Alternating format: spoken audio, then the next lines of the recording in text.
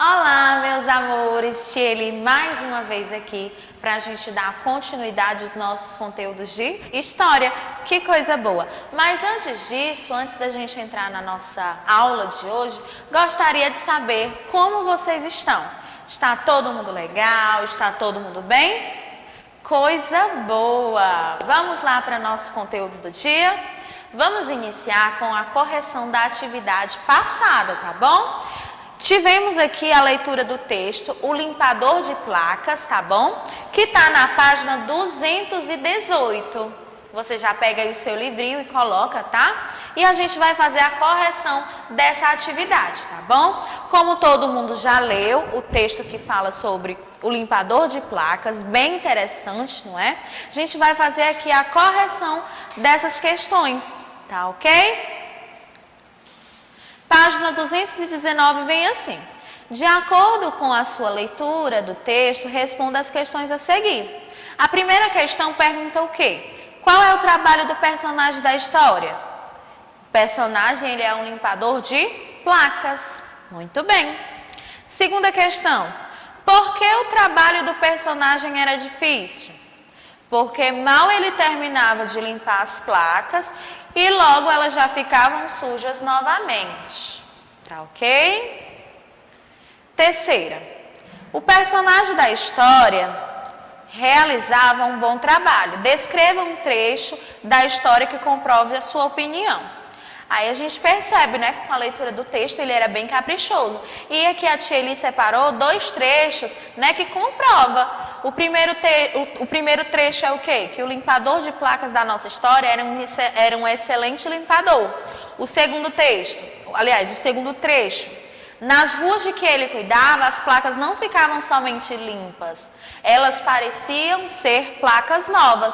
Então aqui a Tiele conseguiu encontrar dois trechos que comprovam, não é, que ele era bastante caprichoso. Tiele, eu fiz diferente, tem algum problema? Não, certo? Aqui são exemplos que a Tiele traz. Quarta questão: qual era o nome que constava na placa de rua que o personagem estava limpando? Era o nome do escritor Guimarães Rosa, certo? Muito famoso, muito conhecido.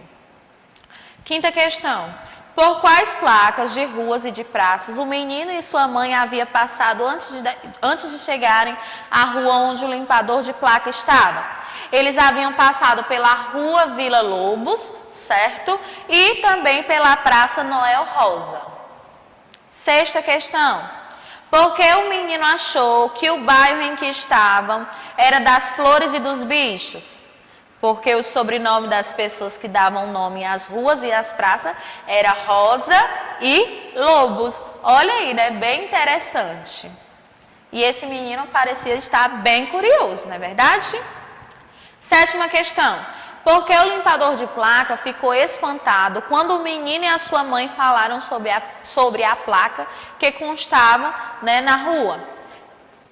Aí vem o porquê, né? Que ele era um limpador, porque o limpador percebeu que apesar dele limpar as placas das ruas todos os dias, ele não conhecia as pessoas que estavam sendo homenageadas ali, certo? Levando o nome ali daquela rua. Olha aí que interessante, não é? Como o nome de uma rua possui uma história. Agora entrando no nosso conteúdo de hoje,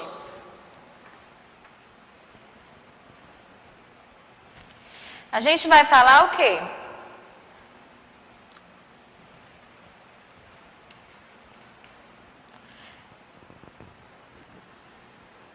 A gente vai falar sobre a história, certo? Do nome das ruas. Olha aí que interessante. Você sabia que as ruas mais largas são chamadas de avenidas? Olha aí. Na cidade de São Paulo tem uma avenida com o nome São João. Ela tem esse nome por causa de uma procissão que ali passava em homenagem a São João Batista. Antes dela ser chamada dessa forma, não é? Aqui como mostra a imagem, aqui está mostrando qual é a avenida, tá? Ela era conhecida como Ladeira do Açu, certo? Que era uma água envenenada na língua indígena tupi, bem diferente do nome atual, não é verdade? Ou seja, às vezes o nome das ruas eles pode, ter essa mudança. E o conceito da mudança aí é um dos mais relevantes para a aprendizagem histórica, tá? E o exemplo aí da Avenida São João, em São Paulo, reflete bem essa percepção aí, que ocorreu. De uma rua que tinha um nome com origem na língua indígena, ela passou, a ter um nome que faz a referência aí a um santo da Igreja Católica. Então, a mudança ocorreu, mas trouxe um significado para isso. As primeiras ruas das cidades brasileiras, elas foram nomeadas pela população, tá? E para nomeá-las, as pessoas elas poderiam escolher o nome de alguma igreja que ele existisse, uma característica geográfica, exemplo, a vegetação ou até mesmo a atividade comercial. O nome de algumas dessas ruas estavam relacionadas à presença de algum morador famoso, como a Rua do Ouvidor, em São Paulo. Ela foi assim chamada pela população a partir de 1780, por quê? Por ter um morador lá muito importante, o ouvidor mor da cidade, que na época era uma espécie de juiz, muito respeitado e temido pela população. E da mesma forma, outras cidades, e outras praças têm o nome de algum morador muito conhecido. Aí está aqui a imagem, certo, que está sendo falado no texto. Rua do Ouvidor. Olha aí, que legal, não é? Muito bom. Passando para a nossa pequena atividade de hoje também, tá? Aqui no Mão na Massa, vem falando o quê? Os nomes mais frequentes das ruas nomeadas pelos moradores das cidades brasileiras do passado eram dedicados, certo, aos santos católicos. São José, São João e São Pedro. Encontre no caça-palavra outros nomes de ruas que foram batizadas pelos moradores. Aí aqui a gente tem, certo, um caça-palavra. Ele vai ampliar mais um pouco aqui o caça-palavra para a gente fazer essa atividade jantinha, tá bom? E também para ficar melhor da visualização de vocês. Pronto, foi feito aqui, tá? Bora lá. Aí você acompanha aí no seu livrinho para a gente encontrar essas palavrinhas. A primeira palavrinha que a gente pode encontrar aqui é na segunda coluna. Que a gente tem o quê? Sapateiro. Certo? Aí você vem.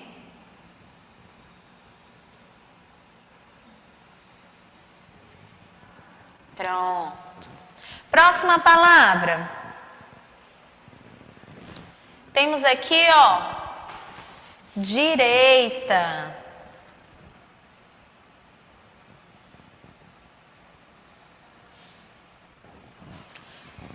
Encontrou outras? Temos também aqui lama. Bem do ladinho. Temos aqui, quitanda. Certo? Esses são outros nomes de ruas. Temos também, larga. Olha que interessante, quantos nomes, não é verdade? E para finalizar aqui, a gente tem, deixa eu só ajeitar aqui. Pronto. A gente tem aqui cima também, tá? Olha aí, então a gente encontrou aqui 6 palavrinhas, nas quais foram batizadas pelos moradores, certo? Legal? Vamos passar para a segunda questão. Deixa eu apagar aqui as palavrinhas no quadro que foram marcadas. A segunda questão fala o quê? Em Salvador, existe uma praça que homenageia, certo, o poeta baiano Castro Alves. Aí está o período que ele nasceu, tá? E o período que ele faleceu. E assim leva o seu nome. Na música Um Frevo Novo, o cantor baiano Caetano Veloso afirma que a praça de Castro Alves é do povo. Então, de acordo com o que você estudou, qual é o sentido dessa expressão? A gente sabe, não é, que a praça ela é um local público, não é? Onde várias pessoas podem estar lá presentes, né? Para brincar, passear e assim. E lá, não é? As pessoas, elas têm total liberdade. Então, a Tcheli colocou um exemplo aqui de resposta, mas você pode estar colocando com as suas próprias palavras, tá bom? A definição aí, certo, desse sentido aí, dessa expressão, né, praça aí, de acordo com o que a gente estudou. Que Tcheli colocou o quê? Que o sentido de que as praças, elas são espaços públicos, né, de convivência das pessoas e por isso vale pertencer, tá ok? Podemos passar adiante? Vamos lá. Página 222 vem agora falando aqui que as ruas, elas têm história, como a gente já viu, não é verdade? Há mais de 100 anos, as ruas de muitas cidades brasileiras eram diferentes das que a gente pode ver hoje na atualidade, tá? No passado, as ruas elas eram bem estreitas, pois serviam apenas para a circulação das pessoas a pé ou, né, em carroça sendo puxado pelos cavalos ou mulas. E na época não existiam os meios de transporte que a gente tem hoje na atualidade. Então, por isso, né, dessa forma, não havia necessidade de que as ruas, né, fossem bem largas, né, de largas avenidas e nem de calçadas. As portas das casas, elas se abriam para a rua. Os quintais onde eram frequente o cultivo de pequenas hortas ficavam no fundo das casas. Olha aí, né? Quantas mudanças teve. Aqui, logo no início da página aqui que a gente está estudando, a gente vê aqui a rua da cidade de Paraty, que é uma das cidades mais antigas do Brasil, né? E que existe o quê? Há mais de 300 anos. Aí a gente pega algo bem histórico, né? Algo bem interessante, que é o quê? A forma que é essa rua aí. Ela não é uma rua larga, ela é uma rua bem estreita, como realmente está fazendo aqui a demonstração no texto, certo? Como o texto está relatando para a gente. E olha como era aí, né, a rua. Não tinha asfalto, não é? Ainda era todo no calçamento. E aí eu faço a pergunta para vocês. Se caso vocês fossem analisar a rua onde vocês moram, né, o bairro onde você mora, você consegue visualizar mais ruas asfaltadas ou mais ruas com calçamentos, né? E você pode ver.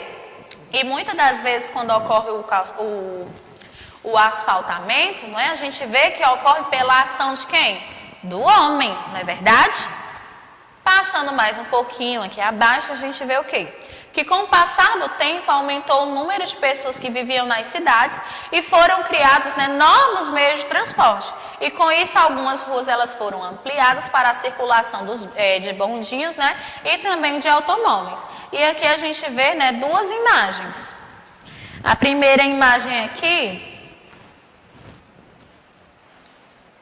A primeira imagem aqui fala sobre a instalação de trilhos para a circulação de bondes, certo? No ano de 1900, na rua São João, que fica em São Paulo. Olha aí que legal, né? Muitas pessoas ali observando. E a segunda imagem já mostra o quê? O bonde puxado por mulas em Limoeiro, no Pernambuco, num período de 1951. Existia uma diferença, não é, entre as duas cidades. Muito bacana, bem interessante. E as placas de ruas? Você estudou que as primeiras ruas do Brasil, elas eram nomeadas pela população de acordo com as características que havia naquele local, não é? Então, só que ainda não existiam placas. Além disso, as casas, elas não tinham números, as ruas, elas eram conhecidas pelas pessoas, não é? E como as cidades eram bastante pequenas e todos os moradores lá se conheciam, ficava fácil de encontrar as pessoas e também os locais desejados. Então, bastava perguntar que alguém sempre sabia lhe responder, né, o que você queria, onde encontrava a Maria, o João, o Francisco. Então, lá todos se conheciam. Então, conforme as cidades elas foram crescendo, surgiu então a necessidade de dar nomes, né, oficiais a essas ruas. pois o número de moradores aumentou, não é? Houve uma grande demanda aí de pessoas que foram para as cidades e ali começou o quê? Muitas pessoas chegando não se conheciam. Assim, os governantes das cidades determinaram que os nomes das ruas deveriam ser escritos, certo, nos muros, nas fachadas das casas ou em placas penduradas nas árvores, tá ok? E em São Paulo, a determinação de nomear as ruas ocorreu no ano de 1809. Quero trazer aqui para vocês o quê? Que de acordo com o dicionário de ruas, certo? Os funcionários do governo, eles foram designados para efetivar a nomeação das ruas com os nomes já consolidados. Olha só que interessante. Era renomear as ruas em duplicidade e nomear as que ainda não tinham nome. Com isso, né, vários funcionários lá do governo passaram a usar o seu próprio nome ou o nome de familiares na nomenclatura das ruas. Porém, de acordo com a lei, né, que foi feita, fez com que fossem criadas determinadas ruas com apenas levando o nome de pessoas que já foram falecidas, tá? E assim poderia ser homenageada. Olha aí que interessante, tá? E com o passar do tempo, a função de nomear as ruas, como a Tieli falou, né, passou a ser do governo das cidades. E com isso, muitas ruas elas foram renomeadas com o nome de pessoas ilustres, políticos e datas consideradas importantes na história do Brasil. E algumas cidades brasileiras determinaram que as placas deveriam apresentar o nome da rua ou da praça e uma pequena explicação sobre o seu nome. Como a gente vê aqui nessa pequena placazinha, não é? Que está ao lado, que é o quê? Rua Marechal Deodoro. Quem foi Marechal Deodoro? Ele foi o primeiro presidente da República do Brasil. Então, houve um significado para que o nome dele fosse levado, né? Para ser homenageado como o nome de uma rua. Bem interessante, tá? E aqui, de olho no local, a gente tem uma pequena atividade que vocês irão realizar em casa, tá? Que é o quê? Escolha uma rua ou uma praça de sua cidade, pode ser até mesmo a rua onde você mora. Faça uma pesquisa sobre a origem do nome, vá até a página 31 lá no material de apoio, lá no finalzinho do nosso livro, e você vai completar a sua placa da rua, tá?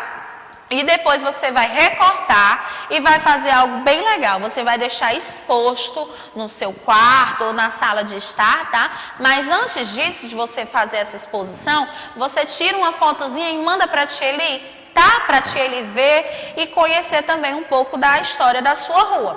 Agora a gente vai passar para a atividade, ficha de atividade, tá bom? Para a gente fazer aqui uma questão. Bora lá.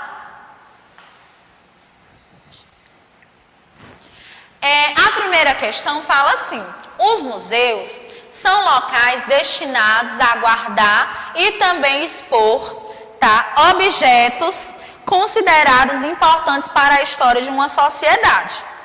Então, visitar esses locais é fundamental para conhecer a história humana, tá? E também a gente tem um pouco mais de conhecimento aí sobre os itens que lá estão guardados.